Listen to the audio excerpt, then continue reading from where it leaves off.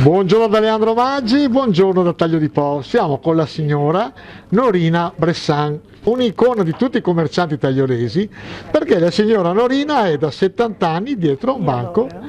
Come va, signora? Non c'è male, grazie, veramente. Non posso lamentarmi. Ma innanzitutto la mattina è giovane, sta dietro il banco. Grazie, è vero, sì. Guardi, qua abbiamo un cartello dove c'è scritto: a nome delle donne, a Norina Bressan per l'amore e la pluriennale dedizione all'attività di famiglia. Innanzitutto complimenti.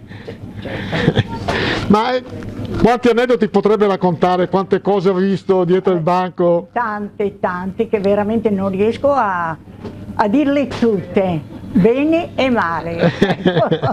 Però no, onestamente la mantiene molto giovane Esatto. lavorare. Oltre il lavoro, anzi mi fa piacere essere sempre partecipe. Ecco, un'altra cosa che ci stupisce è che lei è riuscita a coinvolgere 3 generazioni della sua famiglia. Esatto. Come si fa?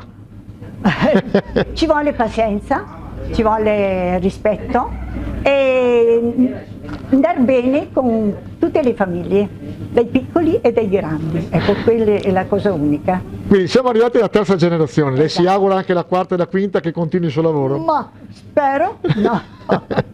Beh, tanto lei in ogni caso sarà dietro il banco. Certo, finché posso continuo.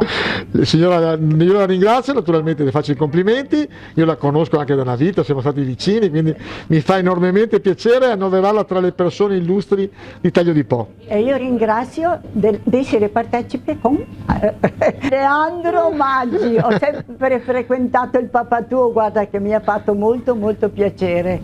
Ecco. Grazie Norina. Prego di nuovo. Faccio vedere il suo posto di lavoro, la nuora, ma soprattutto la protagonista, lei. Sì, grazie Norina ancora. Grazie di nuovo, grazie di essere partecipe proprio.